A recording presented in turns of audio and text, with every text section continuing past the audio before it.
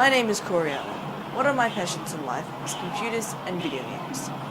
My interest is not only in playing these games, it's about looking at the history of where the gaming industry has come from, and how it's developed into one of the biggest ways that we now get our entertainment.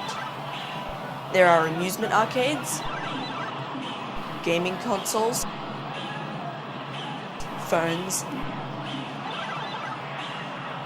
and TVs. I'm quite sure that everybody at some stage has played a video game. The 1990s were a decade of marked innovation in video gaming. It was the decade of transition from 2D graphics to full-on 3D graphics, and it gave a rise in development to many genres of video games, including first-person shooters, real-time strategy, where you as a commander are looking at a map and you organize your troops, survival horror, where you try to escape from horrors that want to kill you, and MMOs, where you play online with millions of other players. And don't forget handheld gaming, where you play games on a little handheld console such as a Game Boy. These forms of entertainment became more popular throughout the decade, mainly thanks to the release of the Game Boy, selling 118 million copies in just 12 years. A significant period in the evolution of games was 1997 to 2001, the fifth generation. This was the generation that produced some of the most iconic games of all time, such as Final Fantasy VII, Mario Kart 64, Fallout, Dungeon Keeper, GoldenEye 007, Age of Empires, and Quake. Most computers at that time used to take up floors of buildings or huge amounts of space. Now, a computer could be compressed into something the size of your hand. All the power and excitement of Nintendo. Introducing Game Boy. Now you're playing with power, portable power. Today, I can only look at three of the best, in my opinion, games that I believe that are most iconic of their time: Fallout 1, Half-Life, and Final Fantasy VII.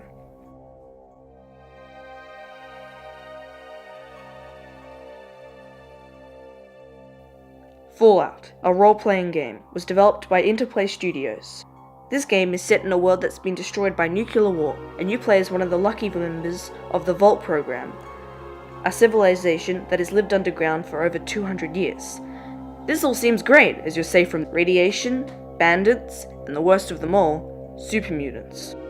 Oh, this is excellent. But as time goes on, your Vault's water purifying chip has broken, and it's up to you to find another one and save the Vault from dehydration. You're here. Good. We've got a problem. A big one.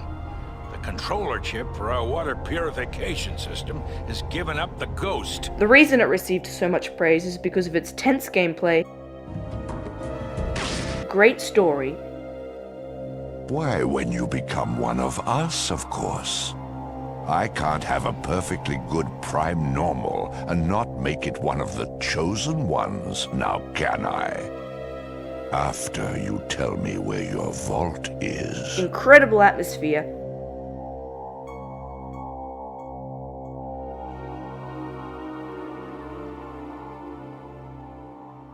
Soundtrack.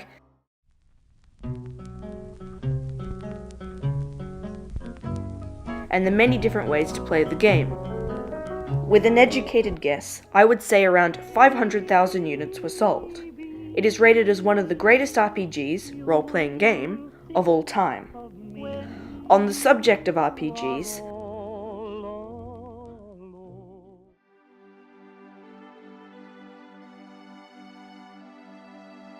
Final Fantasy VII is right up on the list with the greatest games of all time. It's renowned as one of the best games in the series. Created by Japan by developers Square, it was released to the West by Sony Computer Entertainment, becoming one of the first in the series to be released in Europe and America. The game's story follows Cloud Strife, a mercenary who joins an eco-terrorist organization to stop a mega-corporation, Shinra, from using the planet's life essence as an energy source. Events send Cloud and his allies in pursuit of Sephiroth, a powerful man intent on destroying the world. It was the first in the series to use full motion video and 3D computer graphics, making it revolutionary in computer graphics. It had a marketing budget of over $80 million and developing team of over 100 staff.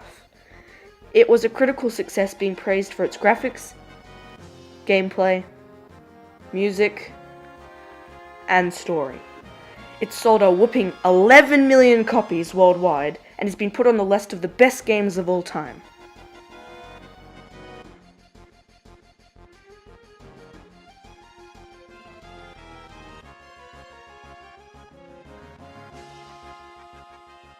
"1998 was a year of some of the most iconic games to ever be released on the market.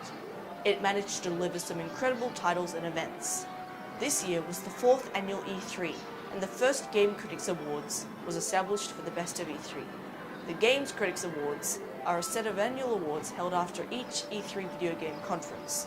The awards are given to products displayed at E3 with the title Best of E3 of their category. Good morning and welcome to the Black Mesa Transit System.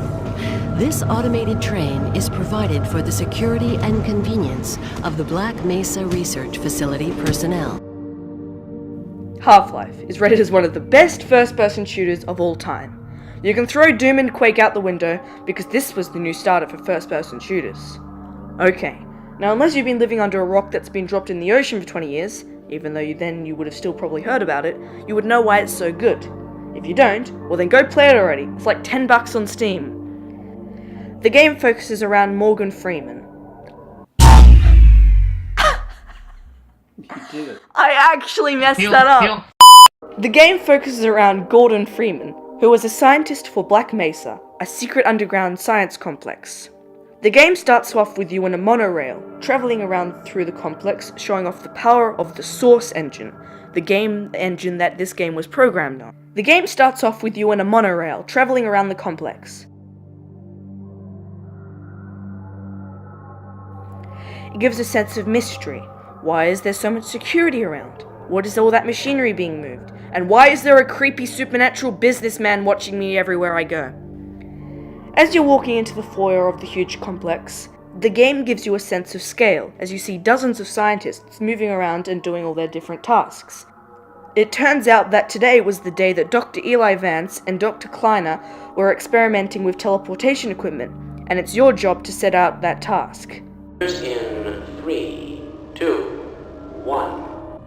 I've just been informed that the sample is ready, Gordon. It should be coming up to you any moment now.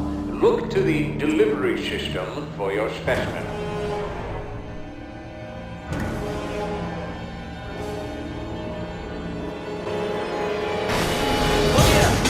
Gordon, get away from the beat. Shutting down. No. Attempting shutdown. It's not. It's not shutting down. It's not.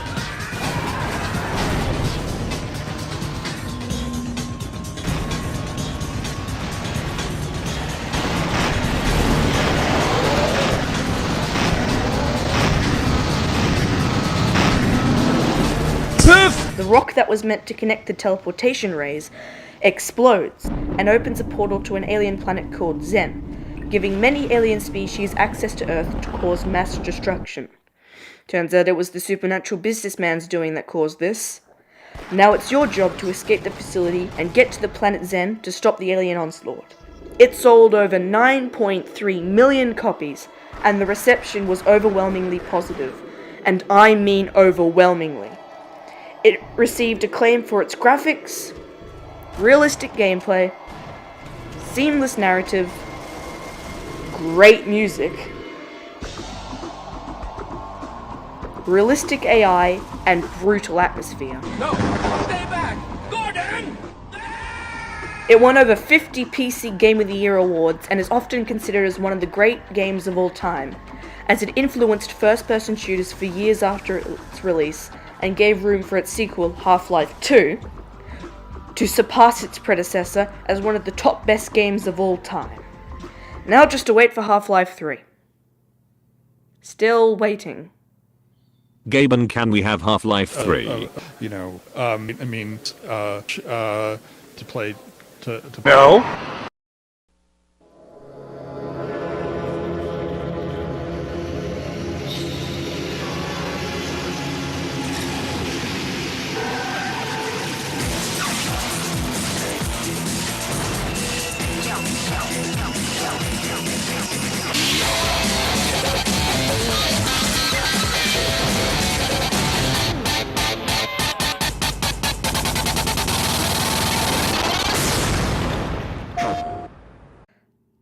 In 1999, a hardware boom happened for consoles. Most of this was thanks to Sony Computer Entertainment's release of the PlayStation 2. Good morning and welcome to the E3 2004 pre-show festivities. It's great to be here with all of you today as this year marks the 10th year anniversary of E3. It's really hard to believe that 10 years has gone by since the first E3 trade show, and interestingly enough, our history as a company parallels the first show in 1995, as it was there that we debuted the original PlayStation in North America. The PlayStation 2, popularly known as the PS2, was your typical home video game console, and was the successor to the PlayStation. It was the second installment in the PlayStation lineup of consoles. It was the first PlayStation console to offer backwards compatibility for its predecessor's DualShock controller. Backwards compatibility allows you to, in this scenario, use old PS1 controllers and games on the PS2. It is one of the best-selling video game consoles of all time, selling over 155 million units, with 150 million confirmed by Sony in 2011. More than 3,874 game titles have been released for the PS2 since launch. A lot has changed too. Games are more legitimate, more relevant. We broke the industry curse by leading in 2 consecutive hardware generations. And more than 1.5 billion copies have been sold. Even with the release of its successor, the PS3, the PlayStation 2 remained popular well into the 7th generation and continued to be produced until January 4, 2013, when Sony finally announced that the PS2 had been discontinued after 13 years of production, one of the longest runs of a video game console. Despite the announcement, new games for the console continued to be produced until the end of 2013, including Final Fantasy XI, Seekers of Alduin for Japan, Pro Evolution Soccer 2014 for North America and Europe, and FIFA 14 for Brazil. It was released March 4, 2000 in Japan and competed with the Sega Dreamcast, Microsoft's Xbox, and the Nintendo GameCube. And PlayStation is now big business, and the stakes are even higher. And we have created the first 10-year-plus hardware lifecycle to keep up with the ever-changing world of games. In conclusion, there have been many great games that have existed over the years, and some of the most highly acclaimed titles of all time all happened in the 5th generation, as it was a very innovating time for video games and really advanced gaming so that we could have all the amazing games that we now have today. And even though these games have come from a generation that is 20 years old, it's still amazing that thanks to games like Half-Life, Final Fantasy, and Fallout, that we can have all the amazing games that we have today.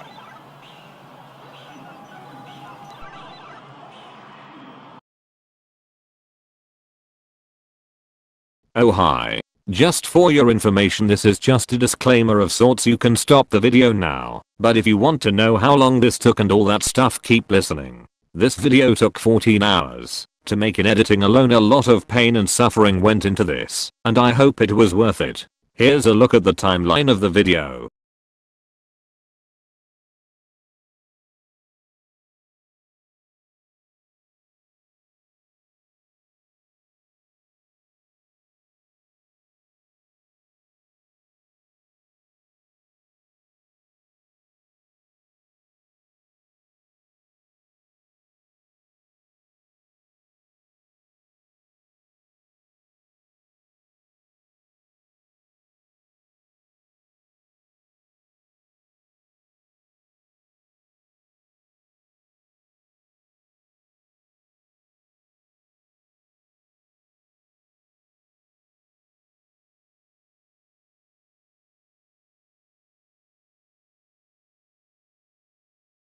Anyways, hope you enjoyed the documentary. Please give me full marks please, or I will be chucked onto the street, so please I beg of you,